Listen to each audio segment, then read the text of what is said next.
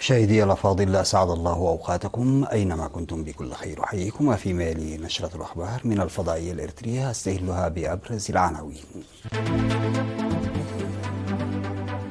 تخريج طلاب المدارس الفنية أعضاء الدفعة 37 من الخدمة الوطنية. تنظيم معرض للابتكارات والاختراعات في بارنتو.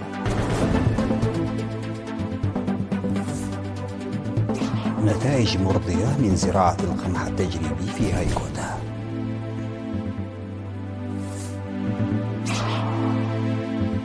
مقتل إسرائيلي وإصابة 5 بعملية طعن في حيفا. روسيا تطلق صاروخ سويوز يحمل مركبة فضائية. حرائق ضخمة في اليابان وإجلاء الآلاف.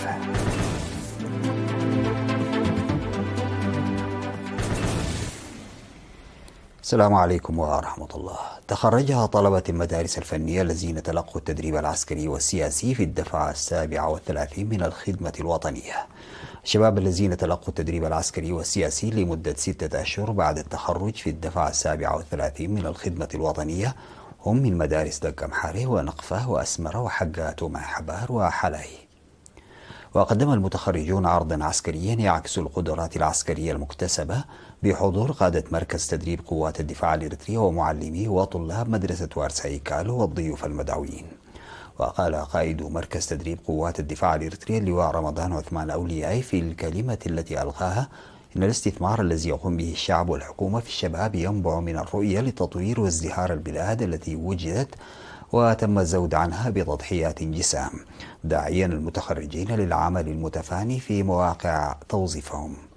وذكر قائد مركز تدريب الخدمة الوطنية العقيد دبساي قدي إن الخريجين تلقوا التدريب العسكري والسياسي والأخلاقي والبناء الجسدي المناسب، بالإضافة إلى سيمينارات مختلفة، معربا عن أمله لتحقيقهم نتائج ترضي الوطن والشعب في مواقع العمل. وأدى الخريجون القسم على تسلم أمانة الشهداء وخدمة شعبهم ووطنهم بإخلاص. في الختام تم توزيع الجوائز على الفائزين من الأفراد والوحدات في الأنشطة التي جرت على شكل مسابقات. أقيم معرض للابتكار والتصنيع على مستوى إقليم القاشبركة في مدينة بارنتو يومي الأول والثاني من مارس الجاري.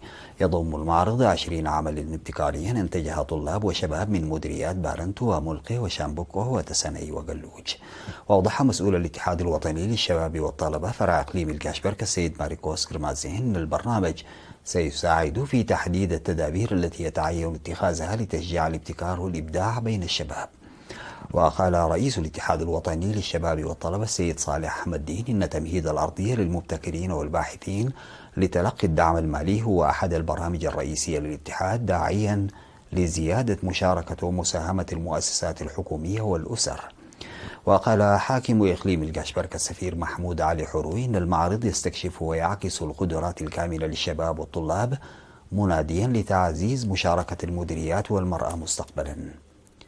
هذا وحصل 3 فائزون على جوائز نقدية تتراوح بين 6000 و 8000 نقفة، بينما حصل الآخرون على شهادات مشاركة. حققت تجارب زراعة بذور القمح المحسن على الأراضي المروية في مديرية هيكوتا نتائج مشجعة. وضح خبير تنمية النباتات في المديرية السيد سلمون صهية إن من المتوقع حصاد 20 كنتالا من القمح من الهكتار الواحد، مشيرا إلى حصاد وافر من زراعة الطاف. وذكر المزارع عبد العزيز عبد الله الذي أجرى التجربة إن تجربة بذور القمح المزروعة للتجربة على مساحة 5 هكتارات في فصل الشتاء توجد في وضع جيد وواعد.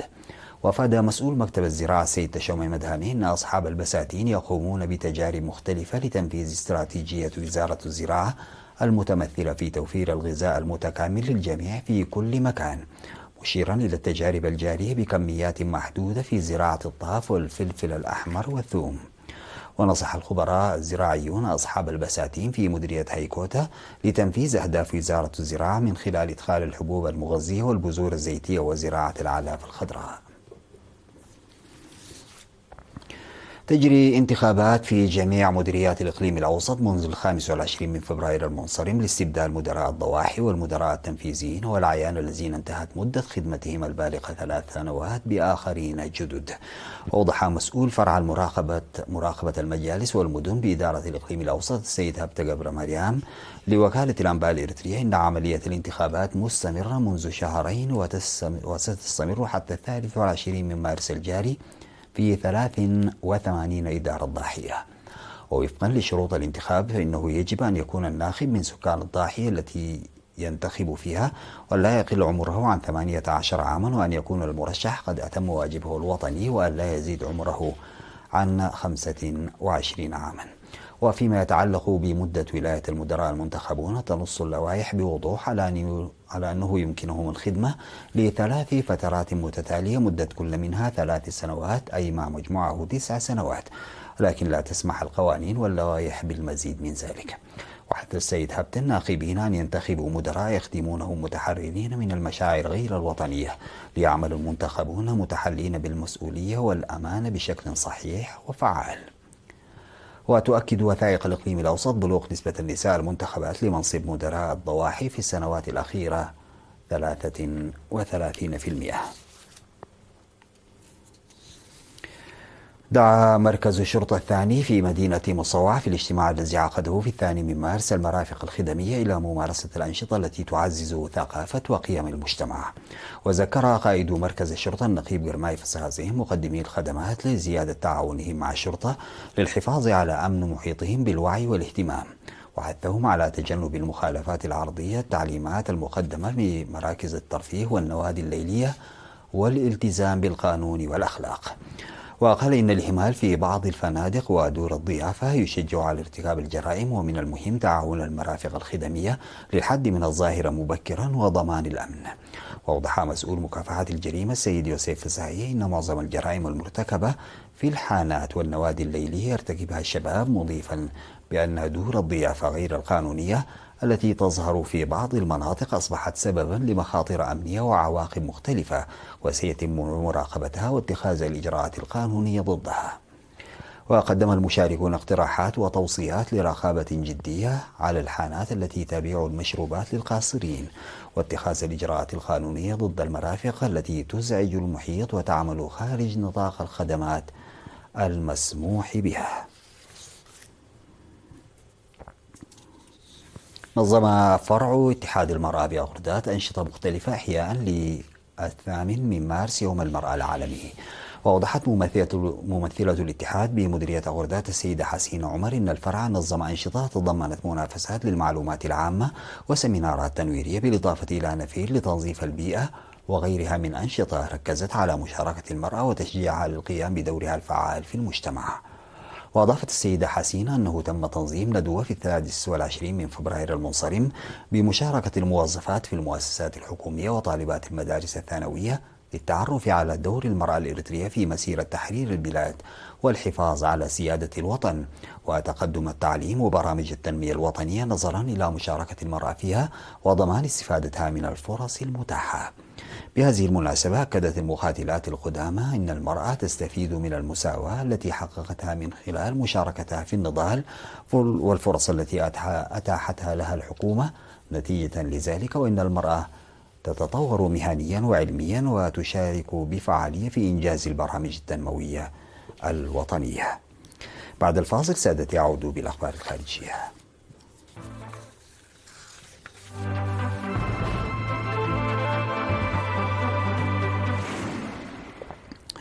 لقي إسرائيلي مصرعه وأصيب 5 آخرون بجروح اليوم الاثنين بعملية طعن في محطة الحافلات المركزية بمدينة حيفا، في حين قتل المنفذ برصاص قوات الأمن. ونقلت وسائل إعلام إسرائيلية أن حالة واحدة من الإصابات ال5 حرجة و3 خطيرة، وإن منفذ عملية الطعن مواطن عربي درزي من مدينة شفا عمرو شمال حيفا، ويبلغ من العمر 20 عاما. وتفيد أنباء بإصابة شخص بإطلاق نار تم عن طريق الخطأ، إذ اعتقدت الشرطة أنه منفذ العملية قبل أن يتبين أنه من عناصر الأمن في موقع الحادث. أعلنت وزارة الدفاع الروسية عن إطلاق القوات الجوية الفضائية لصاروخ من طراز سويوز 2.1 بي يحمل مركبة فضائية. وذكرت وزارة الدفاع الروسية في بيان لها اليوم الاثنين بأن فريق القوات الفضائية التابعة للقوات الجوية الفضائية قام بإطلاق ناجح للصاروخ الحامل المتوسط من طراز سويوز 2.1 بي مع جهاز فضائي لصالح وزارة الدفاع الروسية. ولم تكشف وزارة الدفاع عن نوع الجهاز الفضائي الذي تم إطلاقه أو أي تفاصيل بشأن مهامه. وأشارت إلى أن الصاروخ أطلق من مطار بليسيتسك الفضائي في مقاطعة أرخانجلسك بشمال روسيا. تجتاح حرائق الغابات التي أسفرت عن مقتل شخص ونزوح الآلاف عن مساكنهم تجتاح شمال اليابان. وأفادت السلطات اليابانية أن الحرائق اجتاحت مساحة واسعة وتعتبر الأوسع منذ العام 1992 وأجبرت نحو 2000 شخصا من النزوح من منطقة الحرائق منذ اندلاع الحرائق يوم الأربعاء. وذكرت نقل أكثر من 1200 شخص إلى مراكز إيواء وألحقت أضرارا بأكثر من 80 مبنى وتعمل فرق الإطفاء للسيطرة عليه.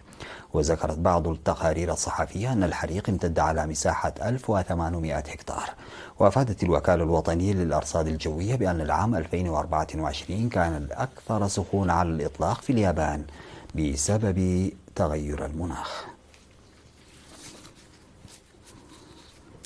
ختاما لهذه النشرة إلى حضراتكم تذكير بأبرز العناوين. تخريج طلاب المدارس الفنية أعضاء الدفعة 37 من الخدمة الوطنية. تنظيم معرض للابتكارات والاختراعات في بارنتو. نتائج مرضية من زراعة القمح التجريبي في هيكوتا.